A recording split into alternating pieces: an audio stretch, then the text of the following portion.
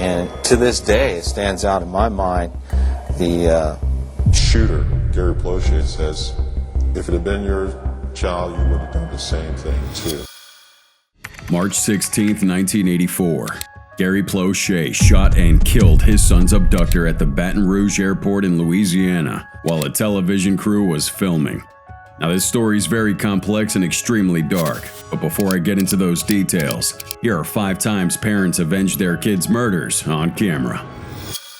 Number 5. LM1. April 18, 2008. In Culiacan, Sinaloa, Mexico, assassins from a Mexican cartel ambushed and killed 20-year-old Anastasio Torres Acosta, son of famous Sinaloa cartel drug lord LM1. And after his son died, LM1 lived for only one purpose: to exact revenge. February 28, 1958, LM1 was born in Cosala, Sinaloa, Mexico, and shares familial ties with Javier Torres Felix, known as LJT. LJT maintained a close friendship and partnership with Ismael Zambada, a prominent figure in the Sinaloa cartel's hierarchy. It's evident that LM1 grew up in an environment surrounded by firearms and narcotics due to this association. However, as he matured, he eventually entered the ranks of the Sinaloa cartel himself. Now, during the 1990s, LM1 ascended through the cartel's ranks, but his true mettle was tested when his brother Javier was facing arrest by Mexican authorities. On January 27, 2004, Javier was apprehended at his residence in San Miguel and subsequently extradited to the United States, facing charges related to drug trafficking. With his brother's absence, LM1 was entrusted with a critical responsibility: overseeing the transportation of cocaine from South America into the Mexican states of Chiapas and Oaxaca. This role was of the utmost significance, elevating his standing within the cartel. He even collaborated closely with El Chapo's son, Ovidio Guzman Lopez, solidifying his power within the organization. Nonetheless, this prominence also made him a prime target for the Sinaloa cartel's arch-rivals, the Beltran Leyva organization, aka BLO. These adversaries took the responsibility of transforming LM1 from a typical drug dealer into a ruthless, murderous figure. How, you ask? By killing his son during the BLO Sinaloa drug war. April 18, 2008, a dramatic incident unfolded near the Montebello residential district of Culiacan. Right outside the health ministry, LM1's 20-year-old son, Torres Acosta, found himself in a dire situation when a group of sicarios working for the Beltran Leyva cartel launched a surprise attack. Torres wasn't alone. He was accompanied by sister Alondra and LM1's sister-in-law, Rivas Heredia. The sicarios tried to kidnap Torres Acosta, but he resisted, making them open fire and killing him on the spot. The shots fired hit girl on her right arm and shoulder, while it also hit LM1's sister-in-law in her left leg. After the killing of Torres Acosta, the police found the escape vehicle used by the sicarios, and inside this vehicle was the major thing that made LM1 lose his mind.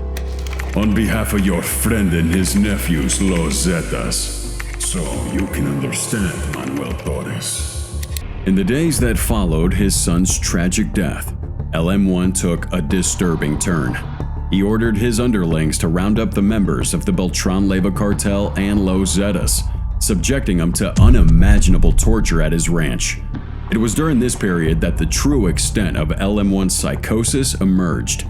He subjected each captive to brutal torment before ultimately executing them in cold blood.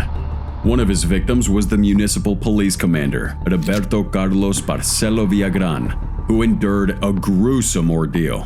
His back was mercilessly sliced with knives, his legs severed, and was beheaded while he remained conscious. An appalling act that defies comprehension. His lifeless body, along with 2 others, was then disposed of in a trunk of a vehicle, while LM1 sicarios scattered the remains of the victims throughout Culiacan. Now, despite the initial carnage, the cycle of violence did not abate with the deaths of a few individuals. In fact, with each act of retribution, LM1's emotional instability intensified. Additionally, the ongoing feud between Beltran Leyva and the Sinaloa cartels spiraled out of control, leading to further bloodshed. LM1's ruthless methods earned him the moniker El Ondeado, signifying his descent into madness. He claimed the lives of over 30 Beltran Leyva cartel sicarios and ordered the deaths of hundreds more. The city of Culiacan became an absolute nightmare, marked by the blood-soaked streets and lifeless bodies at nearly every turn. In response, the Mexican government dispatched 2,000 troops in September 2008 to quell this violence. This operation, however, played a pivotal role in LM1's eventual downfall. September 2008, authorities raided one of LM1's safe houses, uncovering firearms, narcotics, and an armored vehicle. Most importantly, they discovered a photograph featuring LM1 alongside Misael Torres Urera, also known as LM2. Misael Torres was LM1's nephew and the son of Javier Torres Felix. This incriminating image circulated widely in the media, further exposing LM1 to danger. By 2011, he officially found himself on the US government's blacklist under the Foreign Narcotics Kingpin Designation Act. There were only two ways to get off this list: imprisonment or death. No middle ground. Now at this juncture, one might expect LM1 to adopt a low profile, but the man had already succumbed to a profound sense of apathy. He didn't give a damn about the US government coming after him, and maybe, just maybe, that lack of care was what led to his death. October 13th, 2012, in Oso Viejo, Culiacan, Sinaloa. LM1 was in a group of vehicles with his bodyguards when the Mexican federal forces stopped him on the road. They tried escaping, but they got surrounded. What LM1 and his men didn't know was that the Mexican military had figured out exactly where they were hiding a few days before. They had soldiers posted all around the city, making sure there was no way out. In the middle of all of this, LM1 got out of his vehicle and tried to run for the hills. But he didn't get far. He was shot and killed before he could make it. As a way to remember and honor his son, whom he had started all the violence for, LM1 was buried in a cemetery outside of Culiacan, where his son, Anastasio, was also laid to rest. Number 4. Gary Plauché. March 16, 1984. Gary Plauché shot and killed the man who had kidnapped, sodomized, and molested his son, Jody. Born on November 10, 1945, Gary Plauché is a native of Baton Rouge, Louisiana, and was separated from his wife, June, at the time of the shooting. Between 1983 and 1984, Jody was taking karate lessons with a 25-year-old instructor named Jeffrey Doucet. But what Gary didn't know was that this evil man named Jeffrey had been sexually abusing his son for at least a year. The boy knew something was up, so he always made excuses to miss his karate classes. However, like any other parent, they thought Jody may have been just lazy, and they kept forcing him to go to these classes, until Jody's coach did the craziest thing any pedophile could ever do. February 14, 1984, Jeffrey Doucet kidnapped Jody from karate class, took him on a bus from Port Arthur, Texas, bound for LA, and lodged him at a motel in Anaheim, California, where he sexually assaulted and molested him. Jody was gone for 10 days and somehow became the focus of a nationwide search. Jeffrey knew instantly that he had gone way too far, so he allowed Jody to speak to his mom and let her know that he was still alive. Thankfully, that was all the cops needed to pin that cell tower where that call came from, and the location of the motel. Less than a week later, California police raided the motel and arrested Doucet, and immediately took Jody back home to his parents. But this was just the beginning of another story. News reports were going wild, stating Jody was molested and assaulted with a broomstick. This angered Gary to the point where he decided to wait for Jeffrey's extradition to Louisiana. March 16, 1984. Doucet was flown back to Louisiana to face trial. He arrived at the Baton Rouge Metropolitan Airport and was led in handcuffs by police officers throughout that airport at 9:30 p.m., where Gary was patiently waiting with a revolver. An employee of the local ABC affiliate WBRZ-TV had told Gary when Jeffrey would be arriving at that airport and had set up cameras to record his arrival. Opposite the news crew was a bank of payphones, where Gary waited while talking to his best friend on that phone. He wore a baseball cap and sunglasses concealing his identity. And as Jeffrey was escorted through the airport, he passed the news crew who were taping the scene, then walked past Gary Plochet, who took out his handgun and fired at the right side of Jeffrey's head at point-blank range.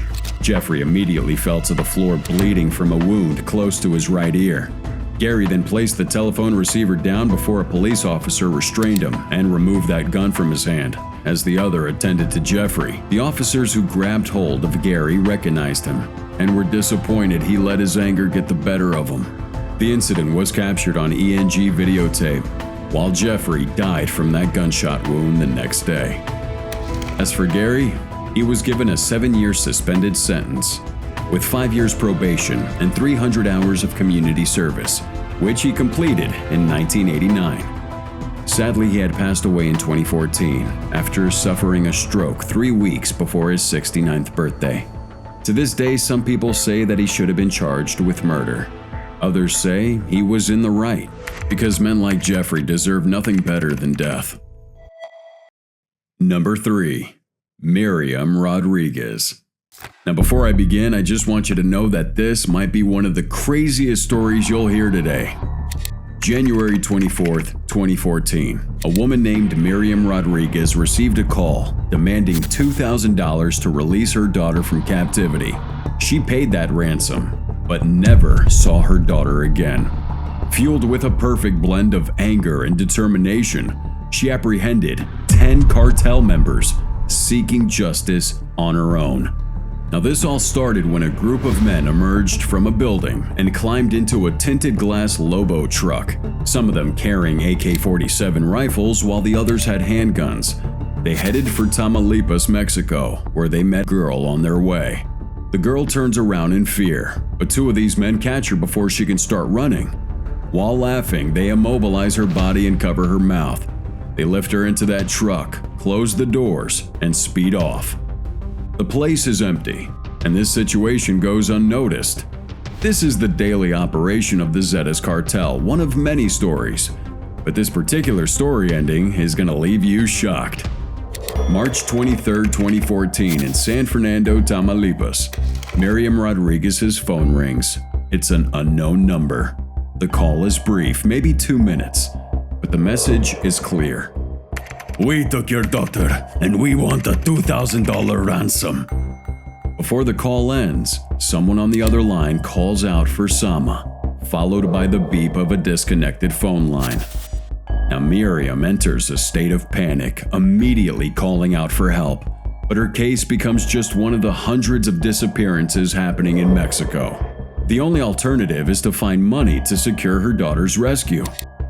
2014, Mexican cartel Los Zetas was engaged in a battle against the Gulf Cartel, another criminal group with whom they had previously had a business relationship.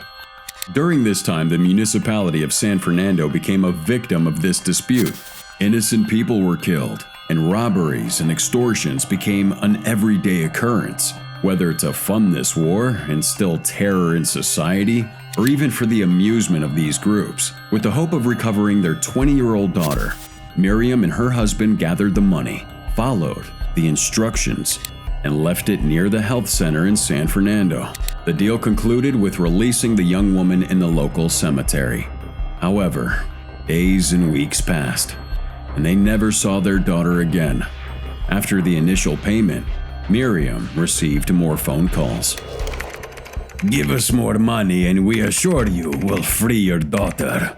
As time passed, Miriam began losing hope, but it's hard to stay calm when you don't know if your daughter will ever return home. However, one day, Resignation settled in her mind. A friend assured her that her daughter Karen would never return and that she was likely already dead. Later, the truth would come to light, confirming that her daughter had indeed been killed shortly after the kidnapping. With anger, sadness, and resentment, Miriam vowed to seek justice with her own hands. She embarked on this well-structured plan to locate the criminals involved and ensure their imprisonment.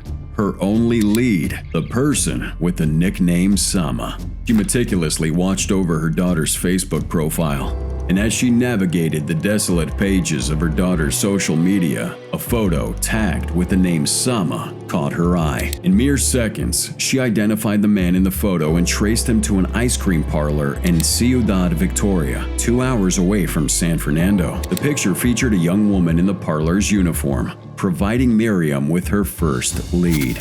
Weeks turned into a routine visit to the ice cream parlor, with Miriam carefully noting the young woman's schedule, hoping for a chance to encounter Sama. Then, a stroke of luck. The couple appeared. Miriam discreetly followed him to a private residence, her heart pounding with anticipation. The police could have only intervened with concrete evidence, like Sama's real name and criminal activities. So Miriam's transformation began, altering her appearance to blend in. She dyed her hair red, donned a Ministry of Health uniform, and carried an identification card that could pass scrutiny. She initiated a facade of conducting housing surveys to gather information about Sama. Armed with a dose of pictures, data, addresses, and phone numbers, she sought help from various authorities, encountering rejection at every turn. However, one officer empathized and decided to assist. After considerable effort, an arrest warrant was issued, but Sama had already vanished. Undeterred, Miriam pressed on, using limited resources to continue her pursuit. And finally, she got her chance to meet this mystery man. As fate would have it, on Mexico's Independence Day, Miriam's family clothing business in Ciudad Victoria received an unexpected visitor. Luis, her son, spotted a familiar face browsing their wares. Sama. Swiftly, they contacted the police, leading to his apprehension. This breakthrough in her investigation came during police questioning, when Sama disclosed the names and locations of others involved in Karen's tragic fate. Miriam's tireless quest continued. She maintained her pursuit, capturing 10 of her daughter's killers, who had severed ties with the cartel and attempted to rebuild their lives. But she had persisted, determined to see justice served. In 2017, Miriam, now 35, embarked on another mission. Disguised, she tracked a former cartel member now selling flowers. She confronted the man, forcing his arrest. Miriam's relentless pursuit led to capturing more than a half of those involved in her daughter's murder, making her an icon in San Fernando and beyond. However, this dangerous game she played caught up with her. Fearful of cartel retaliation, she received government-assigned bodyguards. Tragically, on Mother's Day, she was fatally shot outside her house. Now just sit back and think about this woman's story. Her efforts had made her a symbol for activism, but her family paid a tragic price. Her pursuit of justice took place against the backdrop of increased disappearances in Mexico. But one thing we know is her legacy lives on, and her story will serve as a stark reminder of the challenges of confronting criminal cartels in Mexico. Number 2. Eduardo Gallo. Just like Miriam's story, this father was outraged after Mexican cartel sicarios kidnapped and killed his daughter, despite paying the ransom demanded. But unlike Miriam, Gallo went the extra mile in bringing down the killer. July 2000, a 25-year-old girl named Paula Gallo was chilling with her friends at her parents' weekend home. The attackers jumped the fence, entered the house, and terrorized this group for 2 hours, stealing jewelry and clothing. Then they took Paula, along with 2 cars, from the house and sped off. Now, the kidnappers came to this particular area because it's a top destination for the rich and wealthy in Mexico. Within that same period, about 7 more kidnappings occurred, and no one was arrested. A few days later, Eduardo received a phone call demanding an insane sum of $18,500, which is the equivalent to 3 million Mexican pesos. It was outrageous. But like we said, the kidnappers probably knew the Gallo family were well off, so they didn't mind milking some extra millions out of their pockets. Mr. Gallo wasted no time in paying this ransom, and like we said before, he didn't hear from the kidnappers, nor did he see his daughter. After a week, 3 suspects were arrested in connection with the case, and the body of his daughter was found close to the location the ransom was dropped off. What's even more shocking was the fact that a huge chunk of that ransom was found beside her body, untouched. She was shot twice, in the neck and the back. After Eduardo reported the case to the police, 3 suspects were arrested, but none of them were the killers. And for some reason, the police refused to dig into this case. Eduardo noticed the reluctance from some cops after one of the cars stolen from his property was recovered, and the police refused to conduct any forensics on it. Their reason? Well, because it rained that day, and the evidence on the car would have been compromised. Just put yourself in his position, hearing this excuse. And while that does sound absurd, it's not even close to the worst thing Eduardo had to deal with. After his daughter's body was found, the outfit she was wearing suddenly vanished, and the cops lied about there being any fingerprint traces in the house where she was abducted. Now at this point, Eduardo knew something was fishy, and there was no way anyone was going to find his daughter's killers unless he took the law into his own hands. So he shut down the entire consulting business and took up the role of an amateur detective. He tried collaborating with the police, but as far as they were concerned, his daughter's case was solved. Eduardo decided to bend a few of the rules by using his connections. He was able to get classified data on the call logs, location, and house details of the 3 men arrested for his daughter's murder. And bam! He had a lead. He found a number from a random payphone around the area that kept trying to contact one of the suspects. This payphone was traced to a town named Tultitlan in the state of Mexico. When Eduardo presented his evidence, the police were obviously surprised and had no choice but to go with his intel. And when they triangulated the location of the payphone, they captured a 28-year-old man, Francisco Zamora Arellano, who eventually confessed to killing Paula. Now the big takeaway from this story is that it took a dedicated father a whole year to actually crack down the murder case. The same case the Mexican police had ruled over. In an interview he did after cracking down on this case, he said, "What a shame that it had to be me, a neophyte in a criminal investigation, who had to carry out the investigation, and that the State Attorney General's office of Morelos limited itself to evaluating and checking the validity of my discoveries." And number 1. Barry Lel Gilton and Lupe Mercado. What would you do if you saw your own daughter get abducted by this evil man and no one was willing to help her get her back? You report it to the police, you report it to child services, and none of them are doing anything about it. The worst part is, you know where her abductor lives, and you hear she's been trafficked for sexual exploitation. I'm going to leave it up to you to make your mind up on that one. This was the exact situation Barry and Lupe had found themselves in after their daughter was abducted back in 2012. Barry and Lupe started dating back in high school and stayed together for a couple of years.